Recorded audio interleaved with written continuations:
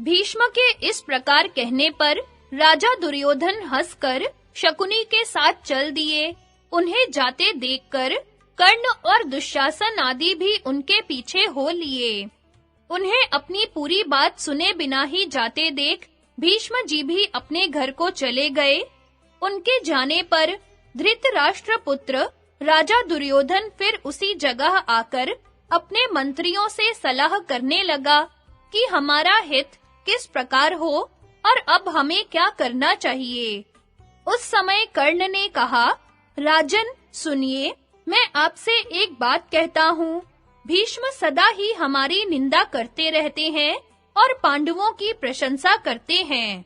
आपसे द्वेष करने के कारण उनका मेरे प्रति भी द्वेष हो गया है और आपके आगे वे मेरी तरह-तरह से निंदा करते हैं।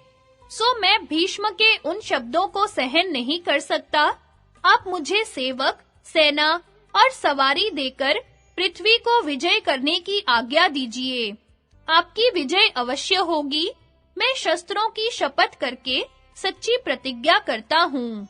कर्ण के ये शब्द सुनकर दुर्योधन ने अत्यंत प्रेम से कहा, वीर कर्ण, तुम सदा ही मेरा हित करने के लिए उद्यत रहते हो।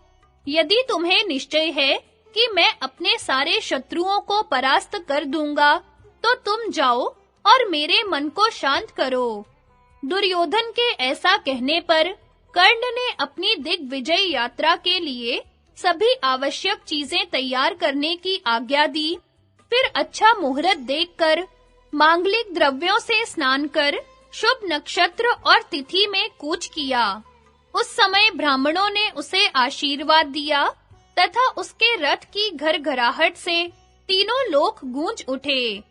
हस्तिनापुर से बड़ी भारी सेना के साथ चलकर पहले महाधनुर्धर कर्ण ने राजा द्रुपद की राजधानी को घेरा और बड़ा भीषण युद्ध करके वीर द्रुपद को अपना आश्रित बना लिया। उससे कर रूप में उसने बहुत सा सोना, चांदी और तरह-तरह के रत्न लिए। उसके बाद जो राजा द्रुपद के अधीन थे, उन्हें जीतकर उनसे भी कर लिया। फिर वहां से चलकर वह उत्तर दिशा में गया और उधर के सब राजाओं को हराया। महाराज भगदत्त को जीतकर वह शत्रुओं से लड़ता-लड़ता हिमालय पर चढ़ गया।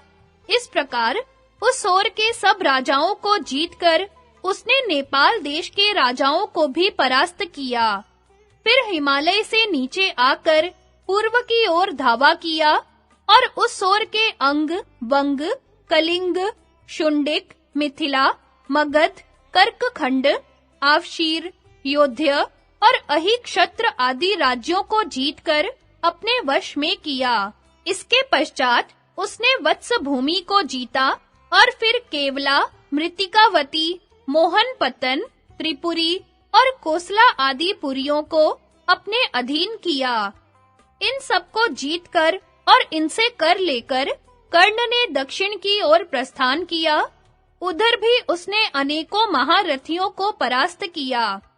रुक्मी के साथ कर्ण का बड़ा घोर युद्ध हुआ, किंतु अंत में उसे भी इच्छा अनुसार कर देना पड़ा। फिर वह पांड्य और श्रीशैल की ओर गया।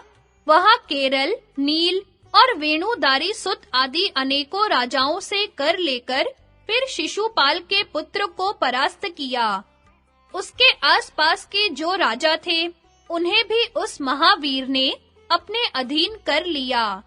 इसके पश्चात अवंती देश के राजाओं को जीतकर सामपूर्वक वृष्णि वंशियों को अपने पक्ष में किया और फिर पश्चिम दिशा को जीतना आरंभ किया। उस दिशा में जाकर उसने यवन और बर्बर राजाओं से कर लिया। इस प्रकार उसने पूर्व, पश्चिम, उत्तर, दक्षिण सभी दिशाओं में सारी पृथ्वी विजय कर ली। इस तरह सारी पृथ्वी को अपने वश में करके जब वह धनुर्धर वीर कर्ण हस्तिनापुर में आया, तो राजा दुर्योधन ने अपने भाई, बड़े बूढ़े और बंधु बांधवों के सहित अगवानी करके उसका विधिवत सत्कार किया तथा बड़ी प्रसन्नता से उसकी दिग्विजय की घोषणा कराई। फिर कर्ण से कहा, कर्ण, तुम्हारा मंगल हो। तुमसे मुझे वह चीज मिली है जिसे मैं भीष्म, द्रोण, कृप और बाहलीक से भी प्राप्त नहीं कर सका। वे सब के सब पांडव तथा दूसरे राजा तो तुम्हारे 16वें अंश के बराबर भी नहीं हैं। मैंने पांडवों का बड़ा भारी राजसूय यज्ञ देखा था, तो अब मेरी भी इच्छा है राजसूय यज्ञ कराने की, जो तुम पूरी करो। दुर्योधन के इस प्रकार कहने पर कर्ण ने उससे कहा, राजन, इस समय सभी नृपति गण आपके अधीन हैं। आप राजाओं को बुलाकर यज्ञ की तैयारी कराइए। तब दुर्योधन ने अपने पुरोहित को बुलाकर उनसे कहा, द्विजवर, आप मेरे लिए शास्त्रानुसार विधिवत राजसूय यज्ञ आरंभ कर दीजिए। इसकी समाप्ति पर मैं यथेष्ट दक्षिणाएं दूंगा। इस पर पुरोहित ने कहा, राजन, युधिष्ठिर के जीवित रहते हुए आप यह यज्ञ नहीं कर सकते, किंतु एक दूसरा यज्ञ है जो दूसरे किसी के लिए भी निषिद्ध नहीं है। आप विधिवत उसे ही कीजिए। उसका नाम वैष्णव यज्ञ है और वह राजसूय यज्ञ के ही जोड़ का है। हमें वह बहुत प्रिय है। उससे आपका हित होगा और वह बिना किसी विघ्न बाधा के संपन्न हो जाएगा।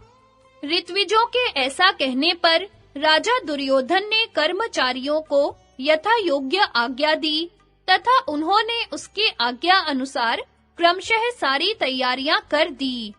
तब महामति विदुर एवं मंत्रियों ने दुर्योधन को सूचना दी, राजन, यज्ञ की सब सामग्रियां तैयार हैं, सोने का बहुमूल्य हल भी बन चुका है और यज्ञ का नियत समय भी आ गया है। यह सुनकर राजा दुर्योधन ने यज्ञ आरंभ करने की आज्ञा दे दी। बस यज्ञ कार्य आरंभ हो गया और दुर्योधन को शास्त्रानुसार विधि पूर्वक यज्ञ की दीक्षा दी गई। इस समय धृतराष्ट्र, विदुर, भीष्म, द्रोण, कृप, कर्ण, शकुनी और गांधारी सभी को बड़ी प्रसन्नता हुई। राजाओं और ब्राह्मणों को निमंत्रित करने के लिए शीघ्रगामी दूत भेजे गए। वे सब तेज चलने वाली सवारियों पर बैठकर जहां-तहां जाने लगे। उनमें से एक दूत से दुशासन ने कहा, तुम शीघ्र ही द्वैत वन जाओ और वहां रहने वाले पांडवों तथा ब्राह्मणों को विधिवत यज्ञ का निमंत्रण दो। उसने पांडवों के पास जाकर प्रणाम किया और उनसे कहा, महाराज, नृपति श्रेष्ठ दुर्योधन अपने पराक्रम से बहुत सा धन प्राप्त करके एक महायज्ञ कर रहे हैं। उसमें सम्मिलित होने के लिए जहां-तहां से बहुत से राजा और ब्राह्मण आ रहे हैं। महात्मा कुरुराज ने मुझे आपकी सेवा में भेजा है। धृतराष्ट्र कुमार महाराज दुर्योधन आपको यज्ञ के लिए निमंत्रित करते हैं। आप उनका यह अभीष्ट यज्ञ देखने की कृपा करें। दूत की यह बात सुनकर राजा युधिष्ठिर ने कहा, अपने पूर्वजों की कीर्ति बढ़ाने वाला राजा दुर्योधन महायज्ञ के द्वारा भगवान का यजन कर रहे हैं। यह बड़ी प्रसन्नता की बात है। हम भी उसमें सम्मिलित होते, किंतु इस समय ऐसा किसी प्रकार नहीं हो सकता, क्योंकि 13 वर्ष तक हमें वनवास के नियम का पालन करना है। धर्मराज की यह बात सुनकर भीमसेन ने कहा, तुम दुर्योधन से कह देना कि 13 वर्ष बीतने पर जब युद्ध यज्ञ में अस्त्र शस्त्रों से प्रज्वलित अग्नि में तुझे होमा जाएगा, तभी धर्मराज युधिष्ठिर वहां आएंगे। भीम के सिवा अन्य पांडवों ने कुछ भी नहीं कहा। फिर दूत ने दुर्योधन के पास जाकर सब बातें ज्यों की त्यों सुना दी। अब अनेकों देशों से प्रधान पुरुष और ब्राह्मण हस्तिनापुर में आने लगे। धर्मज्ञ विदुर जी ने दुर्योधन की आज्ञा से सभी वर्णों के पुरुषों का यथा योग्य सत्कार किया तथा उनके इच्छा अनुसार खाने पीने की सामग्री, सुगंधित माला और तरह-तरह के वस्त्र देकर उन्हें संतुष्ट किया। राजा दुर्योधन ने सभी के लिए शास्त्रानुसार यथा योग्य निवास गृह बनवाए तथा सभी राजा और ब्राह्मणों को बहुत सा धन देकर विदा किया। फिर वह भाइयों, तथा कर्ण और शकुनी के सहित हस्तिनापुर में लौट आया। जन्मेजय ने पूछा, मुने, दुर्योधन को बंधन से छुड़ाने के पश्चात महाबली पांडवों ने उस वन में क्या किया, यह मुझे बताने की कृपा करें। वैशंपायन जी बोले, राजन, कुछ दिन उसी वन में रहकर फिर धर्मज्ञ पांडव ब्राह्मण तथा दूसरे साथियों के साथ वहां से चल दिए। इंद्रसेन आदि सेवक भी उनके साथ हो लिए। फिर जिस मार्ग में शुद्ध अन्न और स्वच्छ जल का सुपास था, उससे चलकर वे काम्यक वन के पवित्र आश्रम में पहुंच गए।